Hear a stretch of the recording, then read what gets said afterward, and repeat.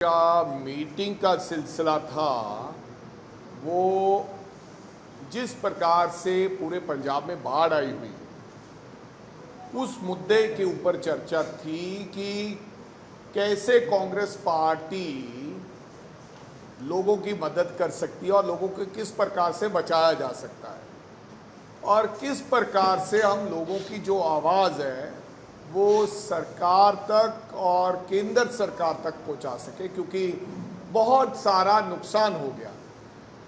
बाढ़ आई, जहां तक कुदरत की आफत थी, मैं समझता हूं कि उसके साथ साथ सरकार का ये मैन मेड भी डिजास्टर रहा।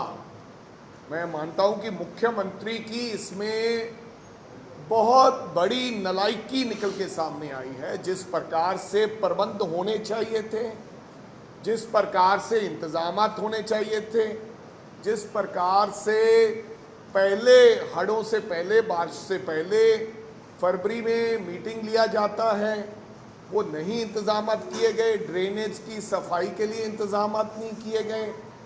बार बार मुख्यमंत्री गग्गर की बात करते थे, बहुत बार उनकी वीडियो वायरल हुई है कि भाई गग्गर ही नहीं सूत आया, गग्गर ही नहीं ठीक हुआ, मैं आते ही गग्गर को ठीक कर दूंगा। तो आज गग्गर का जो हालात हैं, आज भी बहुत सारे चैनलों पे, बहुत सारे अखबारों में ये लिखा है कि जिस प्रकार से आज भी जो बांध है वो नहीं बांधे गए, लोगों के खेतों में सिलट घूम रही है, लोग मुआवजे का इंतज़ार कर रहे हैं।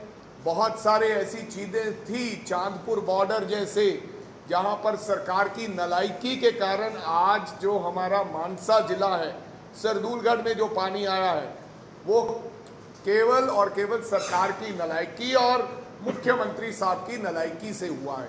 नहीं तो आज बहुत सारा नुकसान जो है वो बच सकता था। मैं सतलुज दरिया पर जाकर आया हूँ, वहाँ पर भगवंत मान जी भी गए। लोगों ने कहा कि अगर खुदाई हो जाती पहले सतलुज के नीचे जो वो पुल है, रेलवे का पुल, अगर नीचे से सफाई, कांग्रेस के समय नीचे से सफाई हो गई थी। और इस बार खुद सीचेवाल साहब ने कहा कि आपके अधिकारियों ने सफाई होने नहीं दिया, टेंडर लेट लगाया। जब तक टेंडर लगाया सफाई का, मिट्टी उठाने का, तब तक सतलुज का पानी और बढ़ गया था, इसलिए बांध टूट गया और वहां भी नुकसान हुआ। तो आज की जो मीटिंग थी, पूरी की पूरी हमारी जो बैठक थी वो केवल और केवल हड़ों के ऊपर थी और किस प्रकार से हमें सरकार से मुआवजा मांगना है। 10,000 करोड़ रुपए की मांग की है हम लोगों ने, 50,000 रुपया हम मुआवजा मांगते हैं, हालांकि 70,000 रुपया तो ठेका है। और इसी प्रकार से पशुओं का नुकसान हुआ है, उसके लिए 50,000, 5 लाख रुपया, जिनका घरों का नुकसान हुआ है, जो व्यक्ति मारे गए हार्ड में, इस बाढ़ में, उनके लिए 10 लाख रुपए। तो इस प्रकार से सारी हमारी मीटिंग रही। आने वाले दिनों में हम गवर्नर को भी मिलेंगे। केंद्र सरकार भी 218 करोड़ रुपया देकर हाथ नहीं निकाल सकती, उनकी भी जिम्मेदारी बनती है। जो 30,000 करोड़ रुपया है उनके पास, उनमें से हमें 10,000 करोड़ रुपया दें। और भगवंत मान जी जो कर्नाटका बिजी हैं, जो अपनी इधर उधर बातों में बिजी हैं, हमने उनको कहा है कि भाई आप एक सत्र बुलाएं, उसके बिना बात बनेगी नहीं। आपको एक स्पेशल इमरजेंसी बजट सेशन बुलाना चाहिए, तभी कोई ना कोई मुकम्मल हल लोगों का हो सकता है। तो ये आज की मीटिंग है। आपको पार्सल हो गए हैं सरकार के साथ, आपकी पार्टी का अलायंस हो गया है। तो मैं आपको ये बताऊं, ये आप लोग हमें गलत कोड कर रहे हैं। हमारा किसी प्रकार का ऐसा कोई अलायंस, हाँ, कॉन्स्टिट्यूशनल वैल्यूज के लिए हमेशा कांग्रेस पार्टी लड़ती रही, आजादी के समय से आज तक। और डेमोक्रेसी को बचाने के लिए, देश की आजादी के लिए हम लड़े। आज डेमोक्रेसी को बचाने के लिए आज जिस प्रकार का आज देश में व्यवहार है, ये लड़ाई बीजेपी के खिलाफ है, ना कि वो तमाम दल जो बीजेपी की विचारधारा के खिलाफ है, आरएसएस की विचारधारा के खिलाफ है। वो तमाम दल इकट्ठे हुए। आप लोगों ने इसको रंगत दे दी कि ये अलायंस हो गया है। अभी इस पे ऊपर कोई सी प्रकार की कोई चर्चा ही नहीं हुई है। हम पंजाब में मुख्य विरोधी पार्टी है आम आदमी पार्टी, अभी इसके ऊपर पहले ही कोई टिप्पा टिप्पणी कर देना मेरे को लगता, और आपने ऐसा एक भूमिका बना ली कि अलायंस हो गया। बिल्कुल, जो पार्टियां कल का अलायंस, मैं सहमति जताता हूं कि जो पार्टियां बीजेपी के खिलाफ हैं और जो पार्टियां डेमोक्रेसी इस देश की बचाना चाहती हैं, जो पार्टियां कॉन्स्टिट्यूशनल वैल्यूज की मतलब के देख रेख करना चाहती हैं, वो पार्टियां सारी इकट्ठी हुई और उसका नतीजा ये निकला कि आदरणीय प्रधानमंत्री मोदी जी, जो पिछली बार अकेले चुनाव लड़े थे कि अब की बार मोदी सरकार, उनको भी 38 पार्टियों की मीटिंग बुलानी पड़ी, जिसमें कुछ ऐसे लोग हैं, ना तो उनका कोई एमएलए है, ऐसी पार्टियां हैं, ना कोई मेंबर ऑफ पार्लियामेंट है, यानी कि भाजपा की जो उनको लगता था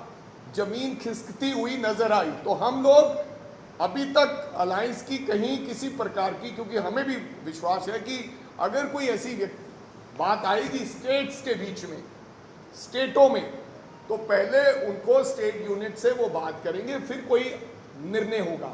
लेकिन आप लोग उसको दूसरी तरफ मत लेके जाए।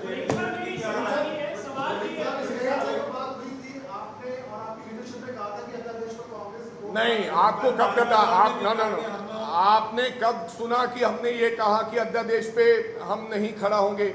ये तो सुनिए, अगर केजरीवाल साहब नहीं भी होते और कोई भी होता, ये ऑर्डिनेंस के खिलाफ बीजेपी के साथ हम जा ही नहीं सकते।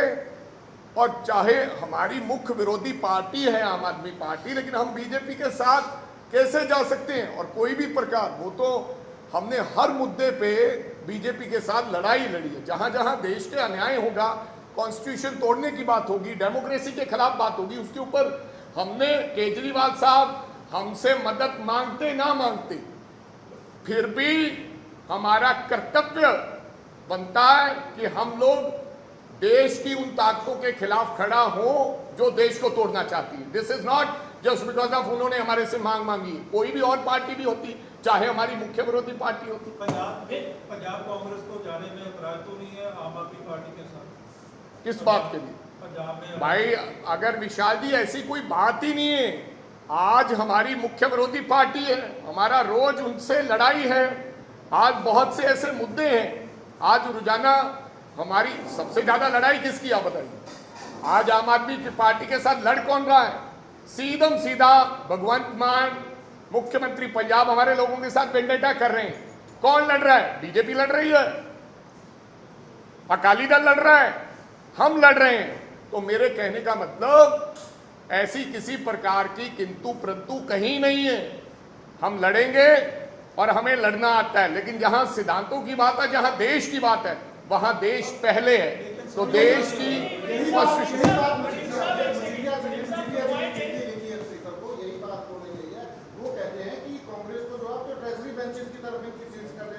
भाई, मजीठिया का आपको कहना चाहता हूं, आदरणीय मजीठिया जी का ऑलरेडी समझौता बीजेपी के साथ हो चुका है। वो पहले अपनी बात करें।